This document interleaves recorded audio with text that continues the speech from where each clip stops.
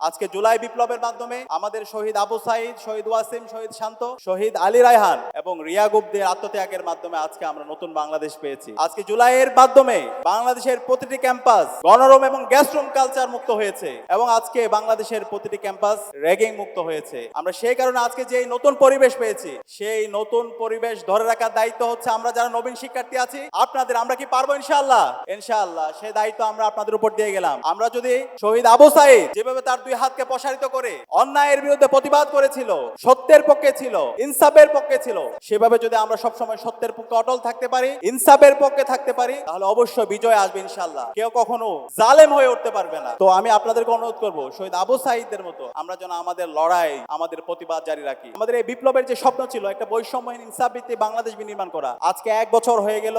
আমাদের ছাত্র সংসদ নির্বাচনগুলো হলো, কিন্তু আমাদের রাষ্ট্রের যে ফ্যাসিবাদী ব্যবস্থা বিলোপ করার জন্য যেভাবে রেডিক্যাল চেঞ্জ দরকার ছিল, এখন পর্যন্ত সেই রেডিক্যাল চেঞ্জ হয় নাই। এখনো ফ্যাসিবাদের দোসররা বিশ্ববিদ্যালয়ের প্রশাসনের মধ্যে বসে আছে, এখনো ফ্যাসিবাদের দোসররা রাষ্ট্রের বিভিন্ন কাঠামোতে বসে আছে, এখনো ফ্যাসিবাদের দোসররা বিভিন্ন জায়গায় বসে ষড়যন্ত্র এবং চক্রান্ত করছে। যে খুনি হাসিনা এবং তার দোসররা গত 16 বছর বাংলাদেশ আমাদের ভাই বোনদের উপর গণহত্যা এবং শিশু হত্যা করেছে, সেই খুনি হাসিনার প্রশ্নে আমাদের সবাইকে এক থাকতে হবে। খুনি হাসিনার বিচারের প্রশ্নে আমাদের সবাইকে এক থাকতে হবে। আমাদের অন্তর্বর্তীকালীন সরকারকে আমরা অনুরোধ করছি, আপনারা এই খুনি হাসিনার বিচার এবং সকল ফ্যাসিবাদের যারা পৃষ্ঠপোষক ছিল তাদের দৃষ্টান্তমূলক বিচারের আওতায় নিয়ে আসেন। আমরা অন্তর্বর্তীকালীন সরকার একই সাথে আন্তর্জাতিক অপরাধ ট্রাইব্যুনালকে অনুরোধ করব, সকল ফ্যাসিবাদের দোসরদেরকে খুনি হাসিনাকে দেশে নিয়ে এসে তাকে ফাঁসির কাস্টে ঝুলাইতে হবে। খুনি হাসিনার এবং দোসর নিষিদ্ধ ঘোষিত ছাত্রলীগ, যুবলীগ, আওয়ামী লীগ তাদের এই বাংলাদেশে রাজনীতি করার কোনো অধিকার নাই। তারা হলো সন্ত্রাসী দল। তারা লাশতন্ত্র কায়েম করার মাধ্যমে বাংলাদেশের সকল সম্ভাবনাকে নষ্ট করেছে।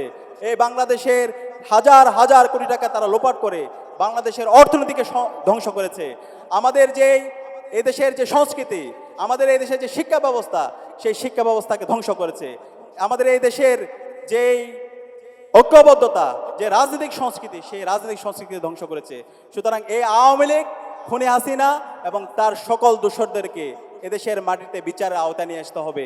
এবং একই সাথে জুলাইয়ের শহীদদের যে আকাঙ্ক্ষা, তাদের যে স্বপ্ন বৈষম্য ইনসাফ ভিত্তিক বাংলাদেশ বিনির্মাণ করা, সেই বাংলাদেশ বিনির্মাণ করার জন্য আমাদের সবাইকে ঐক্যবদ্ধভাবে আমাদের প্রতিবাদ, আমাদের প্রতিরোধ, আমাদের লড়াই সংগ্রাম জারি রাখতে হবে। বাংলাদেশের কোনো প্রান্তে কেউ যদি জুলুমের শিকার হয়, তাহলে আমাদের এই জাহাঙ্গীরনগর বিশ্ববিদ্যালয়ে আমরা যারা শিক্ষার্থীরা আছি এবং বাংলাদেশে আমরা বিশ্ববিদ্যালয় বিভিন্ন প্রতিষ্ঠানে যারা শিক্ষার্থীরা আছি, সেই শিক্ষার্থীদেরকে জাস্টিসের পক্ষে, ইনসাফের পক্ষে আমাদের প্রতিবাদ প্রতিরোধ জারি রাখতে হবে। এবং আমরা আশা রাখছি এভাবে যদি আমরা আমাদের প্রতিবাদ প্রতিরোধ জারি রাখতে পারি, আমরা যদি সত্যের উপর অটল থাকতে পারি, আমাদের এই জুলাইয়ের মাধ্যমে যেই প্রজন্ম তৈরি হয়েছে সেই প্রজন্মই আগামীর বাংলাদেশের নেতৃত্ব দিবে এবং এই প্রজন্মই সারা বিশ্বব্যাপী তারা নেতৃত্ব দিবে ইনশাআল্লাহ। যারা বিশ্ববিদ্যালয়ের শিক্ষার্থীরা আছি, জাহাঙ্গীরনগর বিশ্ববিদ্যালয়ে আমরা যারা শিক্ষার্থীরা আছি, আমাদেরকে সারা বিশ্বে নেতৃত্ব দেওয়ার মতো আমাদেরকে যোগ্য হয়ে উঠতে হবে। এবং সারা বিশ্বের যে মজলুমরা আছে, সেই মজলুমদের জন্য আমাদের যেন হৃদয়ে কান্না কাজ করে, তাদের জন্য যেন আমরা অ্যাক্টিভিজম করি। আমরা শুধুমাত্র যেন আমাদের দেশের জন্য অ্যাক্টিভিজম না করি। আমরা দেখতে পাই সারা বিশ্বে, বিশেষ করে যখন ফিলিস্তিনে সিজ ফায়ার হয়, ফিলিস্তিনে যখন গণহত্যা হয়, সারা বিশ্বব্যাপী প্রতিবাদ, সারা বিশ্বব্যাপী বিভিন্ন ধরনের প্রতিবাদ হয়। কিন্তু আজকে আমাদের দেশে বিশেষ করে বিশ্ববিদ্যালয়গুলোতে যেভাবে প্রতিবাদ হওয়া দরকার, সেই প্রতিবাদগুলো আমরা দেখতে পাই না। আমি আপনাদেরকে অনুরোধ করবো, আমরা এই আমাদের বিশ্ববিদ্যালয়গুলোকে, জাহাঙ্গীরনগর বিশ্ববিদ্যালয়, ঢাকা বিশ্ববিদ্যালয় সহ বাংলাদেশের সকল বিশ্ববিদ্যালয়গুলোকে ওয়ার্ল্ডের সলিডারিটি হাব বানাতে হবে। ফিলিস্তিনের মজলুমদের জন্য আমাদের সবসময় প্রতিবাদ প্রতিরোধ, তাদের পক্ষে আমাদের অবস্থান বিশ্বব্যাপীকে জানান দিতে হবে। কাশ্মীরের যারা আজাদী আন্দোলন করছে, তাদের পক্ষে আমাদের সবসময় আমাদের অবস্থান শক্তিশালী রাখতে হবে। উইগুরের যে আমাদের ভাইরা বোনরা নির্যাতনের শিকার হচ্ছে, তাদের পক্ষে আমাদের অবস্থান জারি রাখতে হবে। আপনারা জানেন সুদানে গণহত্যা হচ্ছে গত বছর থেকে, সেই সুদানের মজলুমদের পক্ষে আমাদের সবসময় আমাদের ভয়েস রেজ করতে হবে।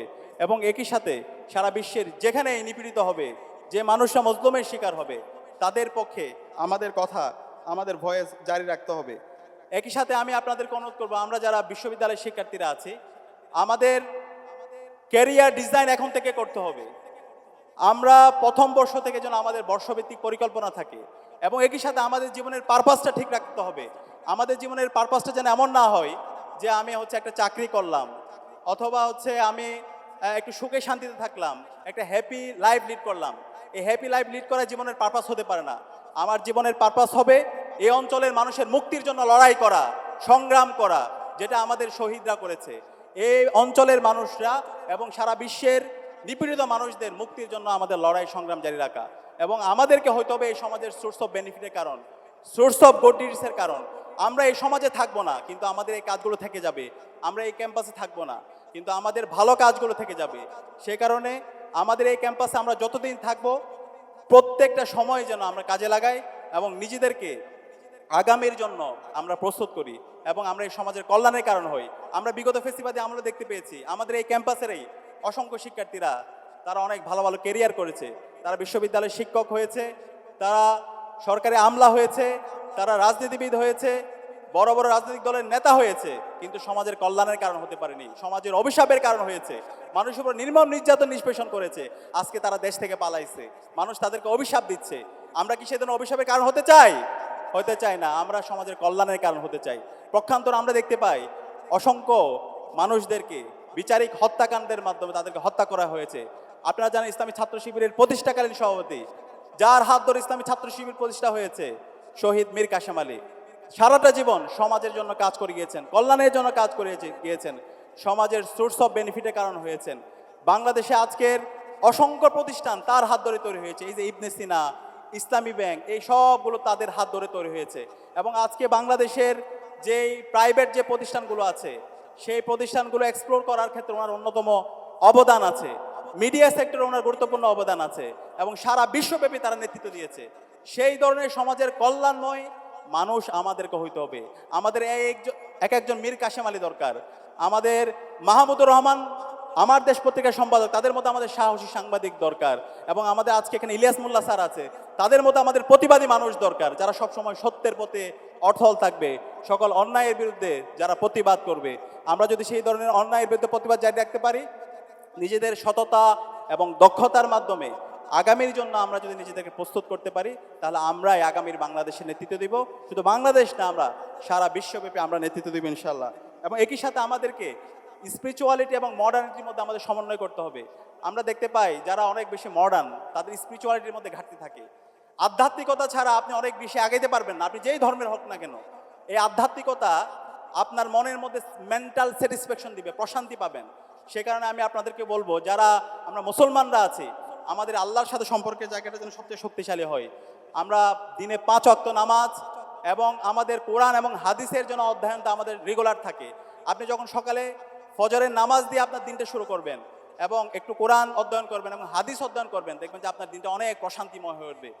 দিনে যখন 5 ওয়াক্ত নামাজ পড়বেন, এই নামাজের মাধ্যমে আপনি প্রশান্তি পাবেন। যখন আপনি আল্লাহর কাছে, আপনার সৃষ্টিকর্তার কাছে চাইবেন, সৃষ্টিকর্তা আপনাকে এত বেশি দিবে আপনি কল্পনা করতে পারবেন না।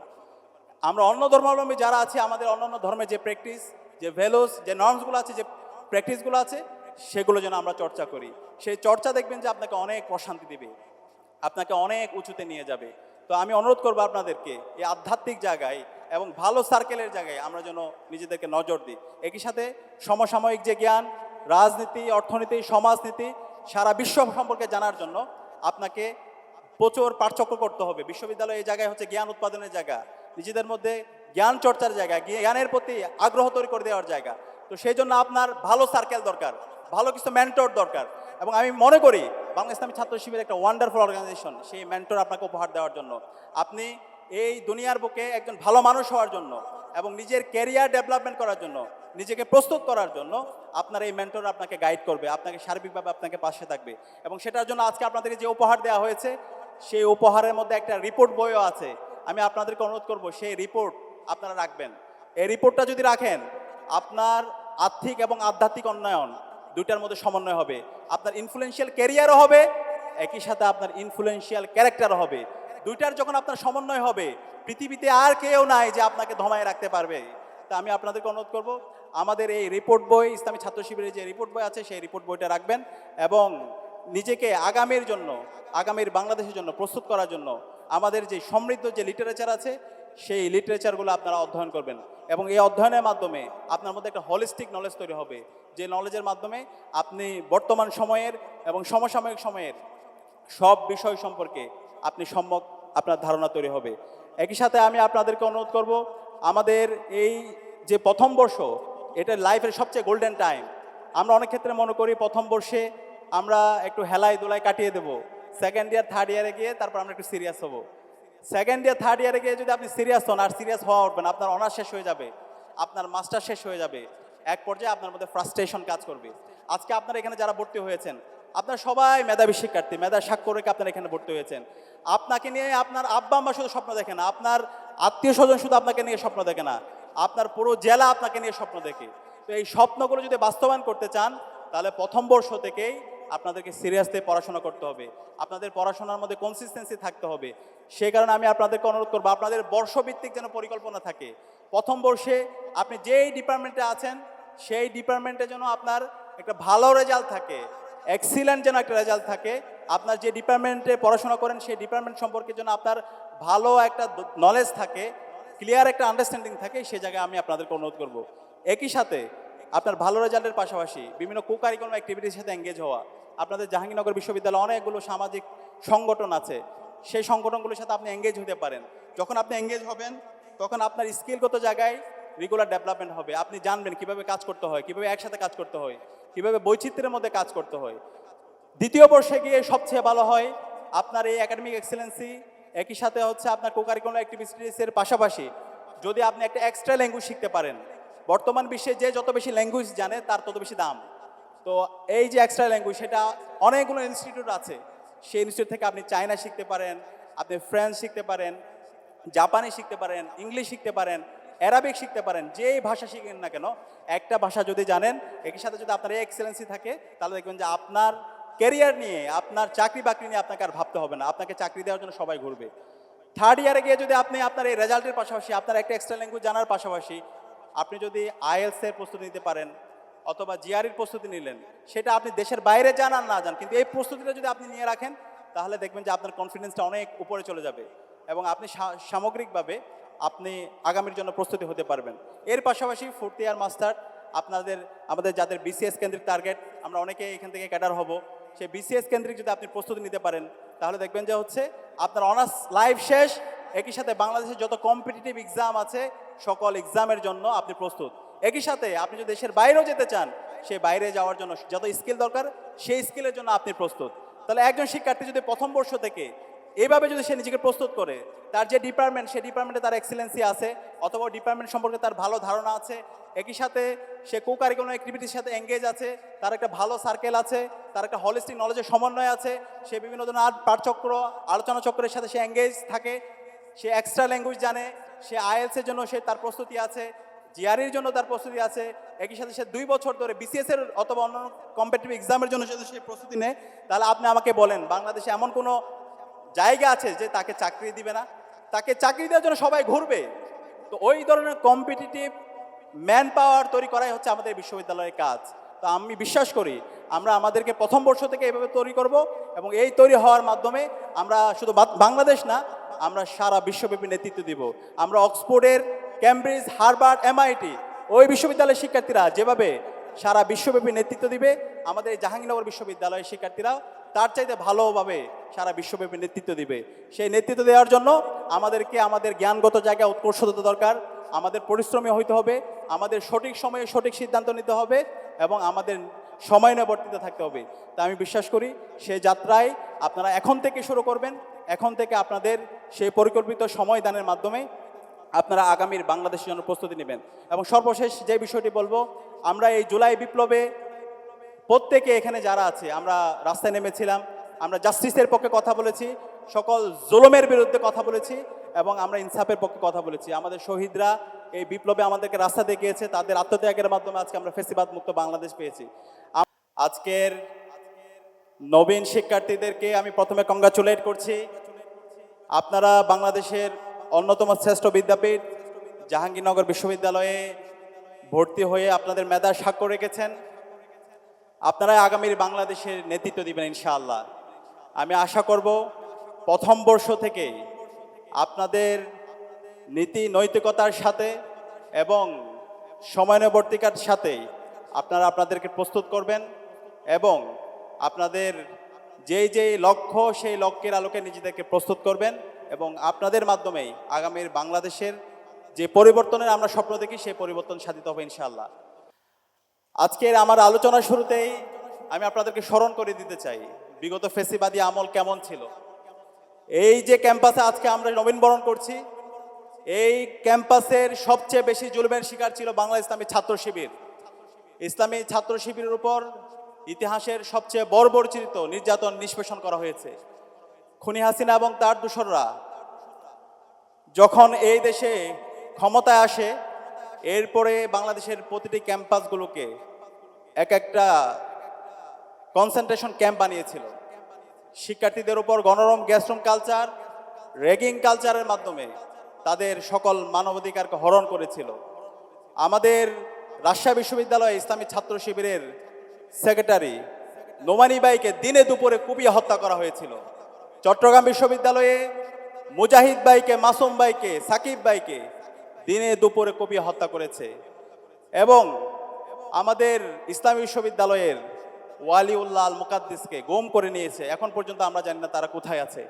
এইভাবে আমরা যদি দেখি ঢাকা বিশ্ববিদ্যালয়ের প্রতিটি হলে হলে, জাহাঙ্গীরনগর বিশ্ববিদ্যালয়ের প্রতিটি হলে হলে নামাজ পড়ার কারণে, কোরআন পড়ার কারণে, ভালো কথা বলার কারণে ছাত্রলীগের সন্ত্রাসীরা এবং খুনি হাসিনার পেটোয়া বাহিনী এবং তার প্রশাসন আমাদের ভাইদের উপর, বোনদের উপর নির্মম নির্যাতন নিষ্পেষণ জুলুম করেছে এবং এই জুলুম নির্যাতন নিষ্পেষণের রিপোর্ট আপনারা দেখতে পেয়েছেন। সম্প্রতি গুম কমিশনের একটি রিপোর্ট পাবলিশ হয়েছে, সেখানে দেখানো হয়েছে একক ছাত্র সংগঠন হিসাবে সবচেয়ে বেশি জুলুমের শিকার হয়েছে বাংলা ইসলামী ছাত্র শিবির।